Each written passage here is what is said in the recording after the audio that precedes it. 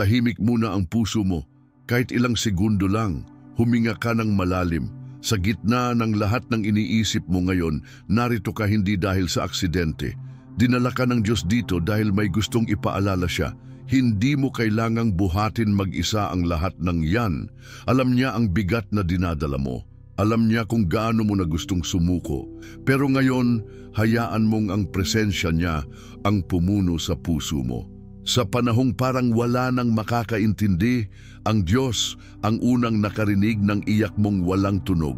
Sabi sa awit 55:22, ilagay mo sa kamay ng Panginoon ang iyong mga pasanin at ikaw ay kanyang aalalayan. Hindi mo kailangang intindihin ang lahat ngayon. Ang kailangan mo lang gawin ay lumapit, pakinggan, manampalataya. Dahil sa sandaling ito, may mangyayaring bago sa loob mo. Ngayon, lumapit tayo sa Diyos. Minsan sa buhay, dumarating tayo sa puntong gusto nating tanungin ang langit, Panginoon, naririnig mo pa ba ako? Pero ngayong umaga, hindi mo kailangang sumigaw para mapansin ka ng Diyos.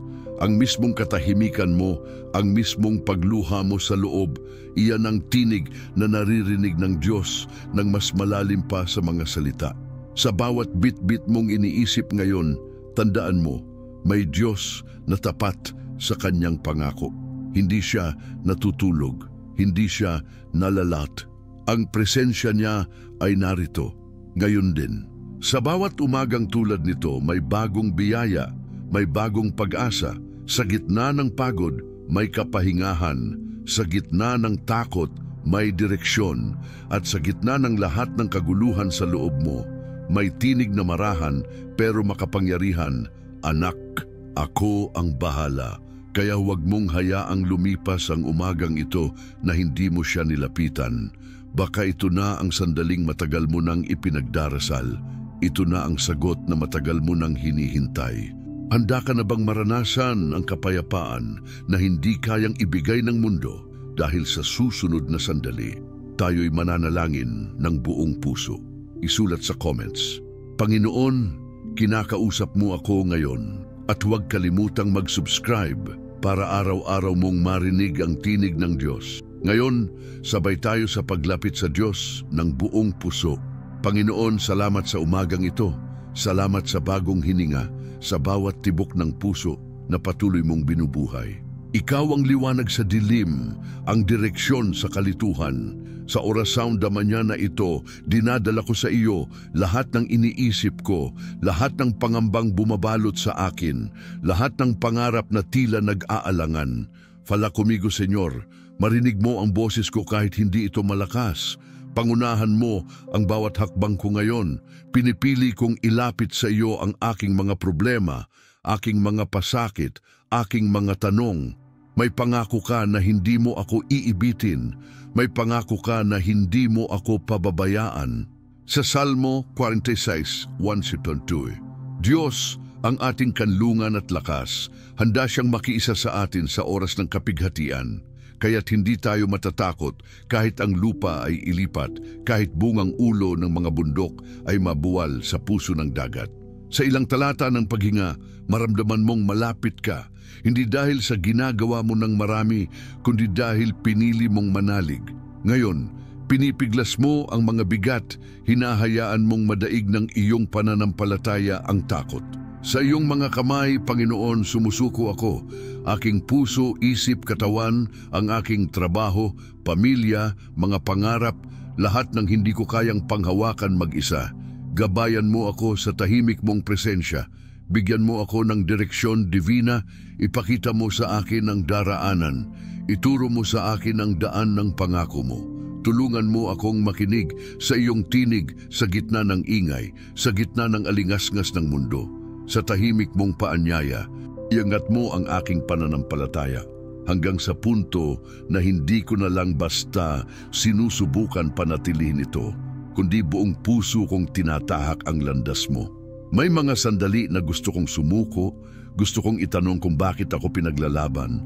Pero ngayong umaga, pinipili kong manalig kasi nakikita ko na ang iyong mga kamay ay hindi kailanman nakatulong na magkulang. Kaagapay kita, Panginoon, sa bawat hakbang. Kahit hindi ko alam kung ano ang bukas, salamat dahil alam kong kasama ka. Salamat dahil tuwing humihiling ako ng direksyon divina, pinapakinggan mo ako at kumikilos ka. Sa mga bagay na hindi ko nakikita, sa mga plano na hindi ko pa naririnig, nagtitiwala ako sa pangako mo.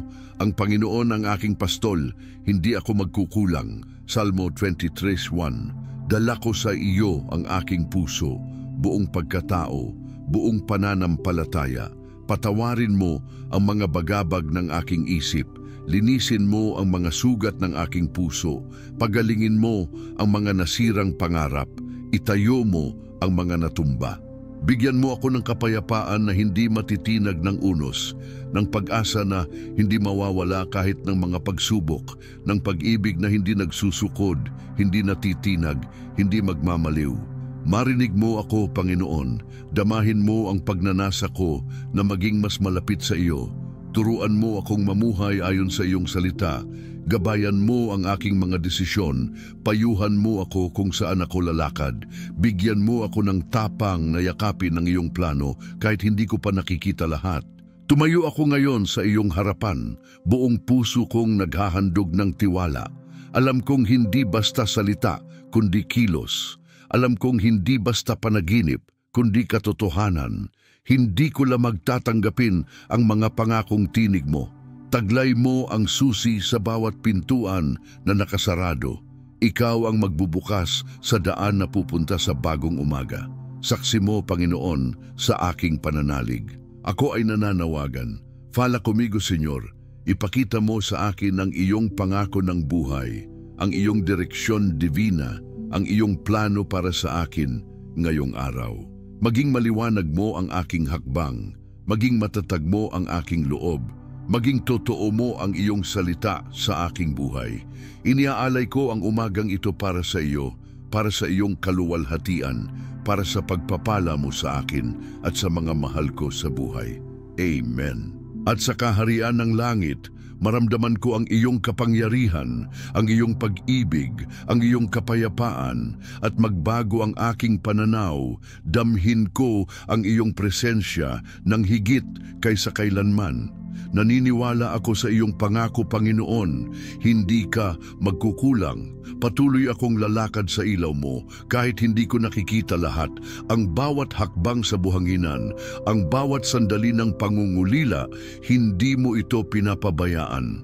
At ngayon, nais kong marinig mula sa iyo, ano ang bahagi ng buhay mo na ngayoy pinupuno pa ng pangamba, pero gusto mong ipagkatiwala sa Diyos ngayong umaga?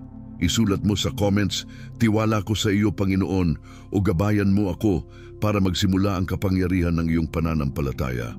Huwag kalimutang mag-subscribe para araw-araw mong marinig ang tinig niya upang sa bawat umaga matanggap mo ang direksyon divina at pangako ng Diyos. Patuloy tayong manalangin, patuloy tayong sumunod dahil ang tugon ng Diyos ay mas malakas kaysa sa ating mga ingay. Manatili ka rito dahil sa susunod na bahagi, maririnig mo kung paano ang Diyos mismo magsisiklab ng kagilagilalas na galaw sa iyong buhay, hindi pagluha kundi bagong pag-asa at bagong simula. May isa akong kwento mula sa salita ng Diyos na paulit-ulit kong binabalikan kapag dumadaan ako sa mga panahong parang wala na akong lakas. Ito ay kwento ng pananampalataya ng isang taong sa kabila ng lahat ng hirap at tagal ng paghihintay, pinili pa ring lumapit. Isa itong babae, hindi pinangalanan sa Biblia, pero kilalang-kilala natin ang kanyang kwento. Isang babae na 12 taon nang dinudugo, hindi gumagaling, at nagugol na ang lahat ng kanyang pag-aari sa pagpapagamot, ngunit wala ni isa mang nakatulong sa kanya. Hindi siya importante sa paningin ng mundo. Sa mga mata ng lipunan noon, marumi siya, hindi dapat hinahawakan, hindi dapat nilalapitan.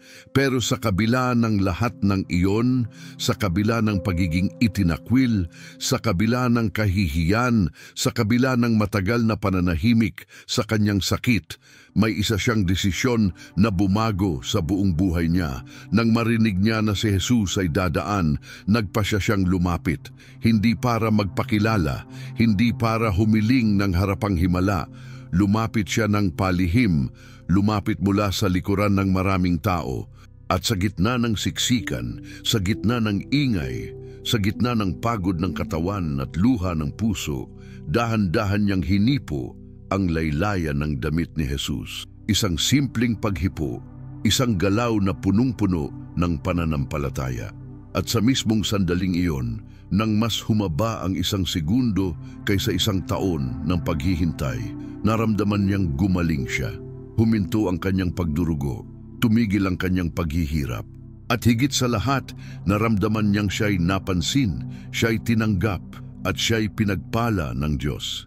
Narinig natin ang tanong ni Jesus, "Sino ang humipo sa akin?" Marami ang nagtaka, marami ang nagsabing napakaraming tao ang dumidikit sa kanya. Pero alam ni Jesus na may isang hipo na iba, may isang hipo na hindi lang aksidente, may isang hipo na galing sa pananampalatayang totoo. Iyon ang hipo ng isang pusong pagod na pero naniniwala pa rin. Isipin mo ngayon, ilang taon ka nang may dinadala sa loob mo, hindi man pisikal na sakit pero baka emosyonal, baka mental, baka isang pangarap na tila hindi na maabot. Ilang beses mo na bang sinabi, "Panginoon, hanggang kailan pa?" Ilang gabi ka nang umiiyak nang walang nakakarinig, ilang umaga mo nang pinilit bumangon kahit wala kang lakas. Katulad ng babaeng iyon, marahil ang nararamdaman mo ay pagod. Pero kagaya rin niya, pwede mong piliing lumapit. Hindi kailangan ng sigaw, hindi kailangan ng engrandeng kilos, isang tahimik na panalangin, isang hipo ng pananampalataya, isang paglapit sa presensya ng Diyos na may dalang paniniwalang kahit hindi mo siya nakikita, kumikilos siya. Ang Diyos na lumingon para tanungin, "Sino ang humipo sa akin?" ay ang parehong Diyos na lumilingon sa iyo ngayon. Hindi siya natutulog, hindi siya manhid sa nararamdaman mo, hindi siya mahina para hindi ka tulungan, hindi rin siya malayo para hindi ka marinig. Nasa tabi mo siya. At sa sandaling maniwala ka, sa sandaling hawakan mo siya sa panalangin, may puwersa ng langit na gagalaw para sa iyo.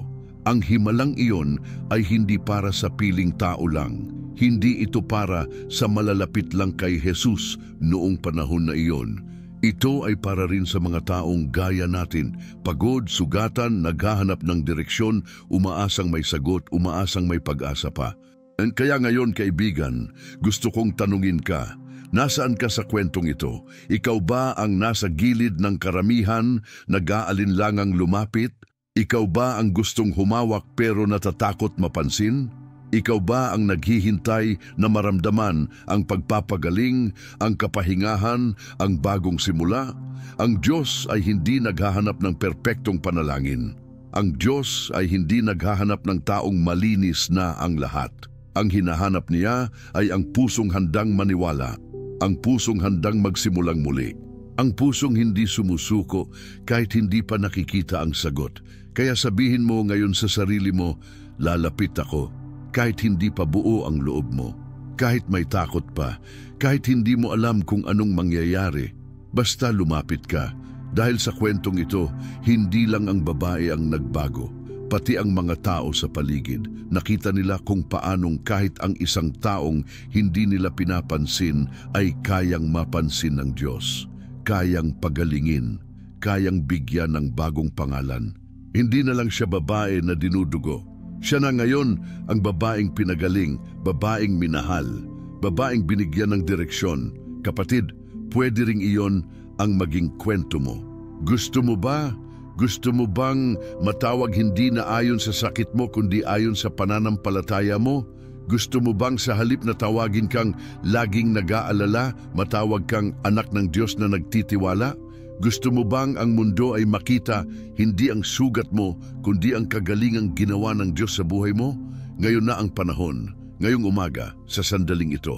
Sa susunod na bahagi, maririnig mo kung paanong ang pananampalataya ay hindi lang gumagalaw para sa sarili mo, kundi para rin sa pamilya mo, sa kinabukasan mo, sa lahat ng hindi mo alam paano aayusin. Huwag kang bibitaw. At bago tayo magpatuloy, ilagay mo sa comments, "Ako'y lalapit, Panginoon," O kaya pagalingin mo ako, O Diyos. Isulat mo kung anong parte ng buhay mo ang gusto mong hipuin ng presensya ng Diyos.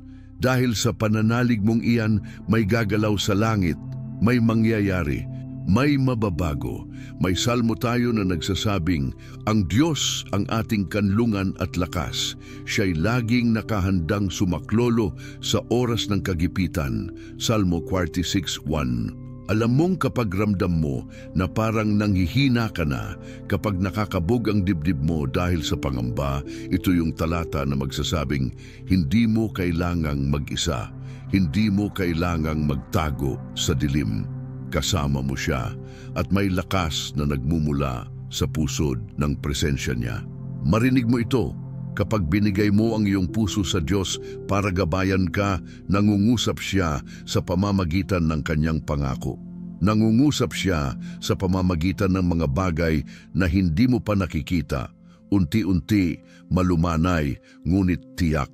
Direksyon divina ang sinasalamin ng bawat hakbang mo kapag hinayaan mong siya ang magmaneho. Promesa ng Diyos na hindi lang para sa iba, kundi para sa iyo. Para sa buhay mong puno ng pangarap, para sa puso mong sugatan, para sa mga plano mong hindi mo alam kung paano sisimulan muli. May 3 bagay akong nais ibahagi mo bilang pintuan ng aral na magpapalakas sa iyo ngayon. Una, act of faith, ang paglakad kahit hindi pa alam lahat. Hindi mo kailangan makita buong daan bago ka magsimula.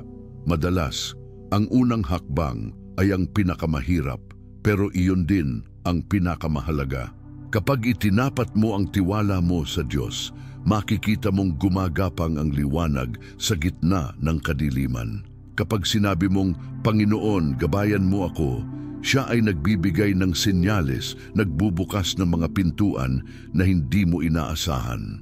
Pangalawa, paggamit ng salita ng Diyos bilang sasakyan ng pagbabago. Huwag mong isantabi ang Biblia, ang mga pangako, salmo, kawikaan, mga talata tungkol sa kapayapaan, tungkol sa proteksyon, tungkol sa pagiging kasama mo ng Diyos. Ang mga pangakong ito, kapag binibigyang buhay sa pamamagitan ng panalangin at pananampalataya, ay nagiging ilaw sa landas mo. Katulad ni Salmo 23:1, ang Panginoon ang aking pastol, hindi ako magkukulang. Kapag pinili mong maniwala diyan, kahit sa oras ng kawalan, nagkakaroon ka ng kapayapaan. Pangatlo, ang kapangyarihan ng komunidad, ng pakikipagkapwa mananampalataya. Hindi ka lang naglalakad mag-isa. May mga taong nakapaligid sa iyo, kahit hindi mo pa nakikita na nananalangin para sa iyo, naghihintay na makita kang bumangon, naghihintay na mabuhay mong ganap ayon sa pangako ng Diyos. Ang pagbahagi ng iyong kwento, ng iyong pangarap, ng iyong panalangin sa ibang tao, nakakabawas ng bigat ng iyong dalahin. At kapag nakikita mong hindi ka nag-iisa, lalo kang nagiging matatag.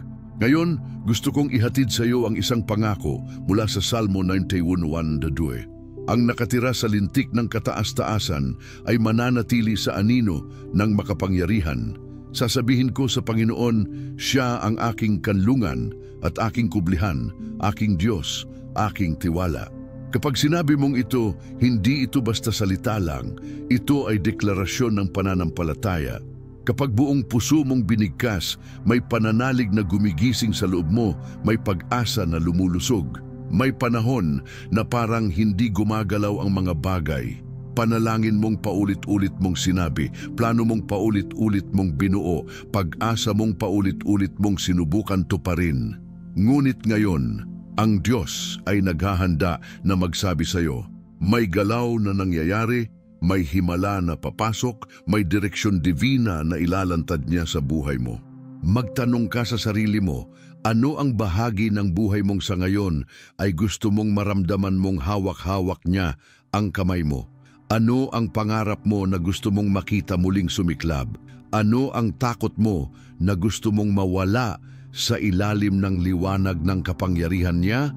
Isulat sa comments, ako'y tumitiwala sa iyong pangako, Panginoon, o ibigay mo sa akin ang iyong direksyon ngayon, Ama. Ibahagi mo kung ano ang parte ng buhay mo na gusto mong baguhin ng Diyos puspusang matulungan. panindigan mo ito habang nagsusulat ka, habang nagbabahagi ka, habang nananalangin ka. May mga puwersa sa langit na kumikilos. May mga pangako ng Diyos na hindi lang nakatira sa salita, kundi uusbong sa buhay mo.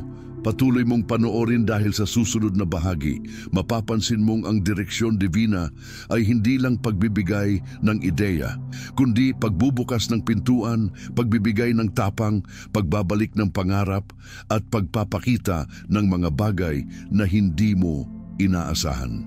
Kapag sinabi mong sumasampalataya ako, hindi lang ito salita. Isa itong paninindigan, isang pagpili, isang pananabik na sa kabila ng kawalang kasiguraduhan sa paligid, may Diyos kang pinanghahawakan, buhay, gumagawa at laging tapat sa kanyang mga pangako. Hindi mo man nararamdaman sa ngayon, pero ang langit ay gumagalaw na sa bawat patak ng pananalig mong ayaw bumitaw. Sa mga oras na parang pinipilit mo na lang ngumiti, pero sa loob mo ay may tanong na hanggang kailan? Tandaan mong ang Diyos ay hindi tahimik dahil wala siyang ginagawa. Minsan, ang katahimikan ng langit ay paghahanda para sa pinakamalaking tugon. Ang direksyon divina ay hindi laging may kasamang sigaw. Minsan, maririnig mo ito sa bulong. Minsan, hindi ito darating sa paraan na gusto mo, kundi sa paraan na mas makakabuti sa iyo. Kaya ngayon, gusto kitang anyayahan na tumingin muli. Tumingin sa pamamagitan ng mata ng pananampalataya, hindi ng takot. Tumingin hindi sa paligid, kundi sa itaas. Dahil sa langit, nagmumula ang sagot mo. Hindi sa tao, hindi sa sitwasyon, hindi sa lakas mong sariling pinipilit, kundi sa Diyos na kailanman ay hindi pumalya. Ang pananampalataya ay hindi kawalan ng takot. Ito ay paglakad kahit may takot dahil mas malaki ang tiwala mo kaysa sa pangamba. Ganyan ang uri ng pananampalatayang gumagalaw sa puso ng Diyos. Tulad ng babae na pinagaling niya, tulad ni David laban kay Goliath, tulad ni Abraham nang iwan niya ang lahat para sa pangakong hindi pa niya nakikita. Ganito rin ang nais gawin ng Diyos sa iyo ngayon. Gusto niyang makita mong posible pa rin, posibleng makabangon, posibleng magbago ang direksyon ng buhay mo. Posibleng matupad ang pangarap mong matagal nang tinatawag mong imposible, basta't ibigay mo sa Kanya ang espasyo sa puso mo. Ipagkatiwala mo sa Kanya hindi lang ang magaganda, kundi pati ang mga wasak, ang mga luha, ang mga alaala mong ayaw mo nang balikan. Kapatid, hindi mo kailangang maging malakas para mapakinggan ng Diyos. Sa totoo lang, mas malakas kang maririnig kapag ikaw ay totoo. Kapag sa panalangin mo, hindi mo siya kinakausap na parang Diyos na malayo, kundi parang Ama na kasama. Narito, naghihintay, handang umakay, at baka ito na ang sagot. Baka hindi mo lang napapansin. Yung pakiramdam mong parang walang nangyayari, yun pala ang panahon na pinakamatinding paghahanda ng langit para sa iyo. Hindi nawawala ang Diyos sa katahimikan. Naroon siya, gumagawa, nagsasaayos ng mga bagay na hindi mo kayang ayusin. Inaabot ang mga tao na magiging daan ng biyaya sa iyo. Pinapalambot ang mga puso, pinapanday ang mga pangyayari. Kaya huwag mong bibitawan ang panalangin mo. Huwag mong tigilan ang pakikinig sa tinig ng Diyos. Kasi kahit pagod na ang katawan mo, kahit umiiyak ka sa loob mo, basta't may pananampalataya kang hawak, may babaguhin ng Diyos. May iaangat siya, may ibabalik, may itutuwid, may ibubukas na hindi mo inakalang bukas pa. Hindi ka itinapon ng langit. Itinabi ka lang muna para pag dumating ang tamang oras, buo ka, handa ka, at pag dumating ang sagot, hindi ka lang basta tatanggap. Magpapakumbaba ka at sasabihing, "Salamat Panginoon, kasi hindi mo ako iniwan." Ito ang umagang inaanyayahan kang maniwala ulit, manalig muli, maglakad na may tapang. Hindi dahil alam mo na ang lahat, kundi dahil tiwala ka sa may hawak ng lahat. May sinabi si Jesus sa Juan 14:1, "Huwag kayong mabalisa, manalig kayo sa Diyos at manalig din kayo sa akin." Yan ang salitang pwede mong panghawakan ngayon. Huwag kang mabalisa, kapatid. Huwag mong hayaang talunin ka ng lungkot, ng pagod, ng takot. Manalig ka dahil may plano siya, may panahon siya, at darating ang tagpong iyon. Pikit ka man ngayon sa mga sagot, hindi ibig sabihin wala na. Minsan ang pinakamatinding liwanag ay nakikita lang kapag pumikit ka na sa mundo at bumukas ka sa presensya ng Diyos. Ngayon, gusto kong itanong sa iyo, anong bahagi ng buhay mo ang gusto mong iangat ng Diyos? Gusto mong ituwid, pagalingin, palitan ng kapayapaan? Gusto mo bang bigyan Kanya ng bagong direksyon, bagong simula, bagong tapang? Dahil kung oo, ito ang araw mo. Isulat mo sa comments, Panginoon, ako'y handa na muli o tinatanggap ko ang iyong plano. Sabihin mo kung anong panalangin mo na gusto mong isuko ngayon dahil hindi aksidente na narito ka. May sagot ang Diyos, may galaw ang langit. At sa susunod na bahagi, maririnig mong malinaw, hindi lang mula sa akin, kundi mula sa tinig ng Diyos mismo, na ikaw ay hindi nakakalimutan. Handa ka na ba para sa susunod na hakbang ng pananampalataya mo? Ngayong araw habang narito ka, maramdaman mong ang himig ng langit ay dumarampi sa iyong kaluluwa. Hindi lang ito pagtatapos ng panalangin, ito ang sandaling ang bawat salita mong sinambit, bawat luha mong inilabas, bawat tanong mong hindi pa nasagot, lahat ito'y tinipon niya at pinakinggan. Wala nang masyadong oras na mawawala dahil ngayon ay nagbubukas ang langit upang ipakita ang gantimpala ng iyong pananampalataya. Alalahanin mong sinasabi sa Roma 15:13, ang Diyos ng pag-asa ang naway magbuhos sa inyo ng kagalakan at kapayapaan sa pamamagitan ng pananampalataya, upang kayo'y mag-umapaw sa pag-asa sa pamamagitan ng kapangyarihan ng banal na Espiritu. Hindi ito pangako lang na mababasa, ito ay kalakasan na madarama, direksyon divina na dadalhin ka sa isang bagong yugto ng buhay mo. Bible Gateway. Ang kapayapaan ng Diyos ay hindi kapayapaang nakabatay sa kawalan ng problema. Ito ay kapayapaang kasama mo kahit sa gitna ng unos. Hindi Kanya iiwan, hindi Kanya pababayaan sa mga dali mong hakbang, sa mga tahimik mong dasal, sa mga bitbit mong pangako sa puso mo. Pinili mong lumapit, pinili mong magtiwala, at dahil doon, ang langit ay nakikinig. Ngayon, hinihiling ko sa iyo, ipikit mo ang mga mata mo, huminga ng malalim. Pakiramdam mo ang lamig ng hangin na parang yakap ng Diyos. Pakinggan mo ang tahimik na bulong mula sa puso mo, may bagong umaga na darating. Baguhin mong pananaw mo, hindi dahil sa nakikita mo, hindi dahil sa nararamdaman mo, kundi dahil sa salita niya. Sapagkat nasusulat, hindi tayo nabubuhay sa tinapay lamang, kundi sa bawat salita na lumalabas sa bibig ng Diyos. Ito ang paninindigan mo ngayon. Hayaan mong bawat posibilidad na noon ay pinigilan ka, maging tulay ngayon patungo sa pangako. Ang mga pintuan na akala mong sarado, bubuksan niya. Ang mga pangarap na inalipin ng takot, gagalingin niya. Ang mga plano na nagtataka ka kung paano sisimulan, ipapakita niya ang unang hakbang. Direksyon divina, pangako ng Diyos, panalangin sa umaga. Lahat ito ay magiging liwanag mo. Hindi mo kailangang makita pa lahat ng daan para maniwala na may hakbang na darating. Hindi mo kailangan marinig ang buong plano para umasa na may plano siyang mabuti. Ang pananampalataya mong pumili ng Diyos, iyon ang pinakamalakas na puwersa ngayon. Dahil sa bawat Panginoon, gabayan mo ako, may sagot na naghihintay. Sa bawat tiwala ko sa iyo, Panginoon, may epekto sa langit. Kaya ngayon, kaibigan, tumindig ka, hikayatin mong muli ang puso mong maniwala. Hindi dahil wala kang duda, kundi dahil mas malaki ang pag-asa mong nakasalalay sa Diyos kaysa sa anumang bungkos ng pangamba mo. Pumili kang maglakad sa direksyon niya, sa pangako niya, sa buhay na higit pa sa nakaraan.